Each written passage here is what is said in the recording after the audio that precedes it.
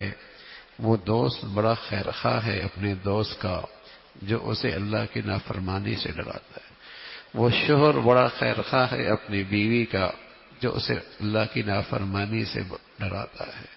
اور وہ باپ بڑا خیرخواہ ہے اپنی اولاد کا جو اپنی اولاد کو اللہ کی نافرمانی سے ڈراتا ہے. وہ بھائی اپنے بھائی کا بڑا خیرخواہ ہے جو اسے اللہ کی نافرمانی سے ڈراتا ہے. آج دنیا کے خطرات سے ڈرانے والے تو کہیں نہ کہیں مل ہی جاتے ہیں. یہ کرو گے تو یوں ہو جائے گا اور ایسا کرو گے تو ایسا ہو جائے گا، یوں کرو گے تو یوں نقصان ہو جائے گا، لیکن بہت کم ملیں گے جو کسی ایک دوسرے کو اللہ کی نافرمانی سے بھی ڈرانے والے ہوں.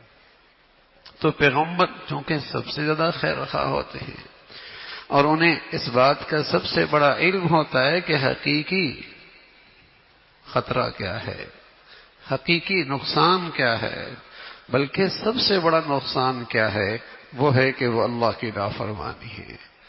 تو اپنی خیرخواہی تو یہی ہے کہ اپنے متعلقین کو اور اپنے محبت کرنے والوں کو اور اپنے چاہنے والوں کو اللہ سے نافرمانی کے اللہ کی نافرمانی سے ڈرایا جائے. یہ بڑی خیرخواہی ہے.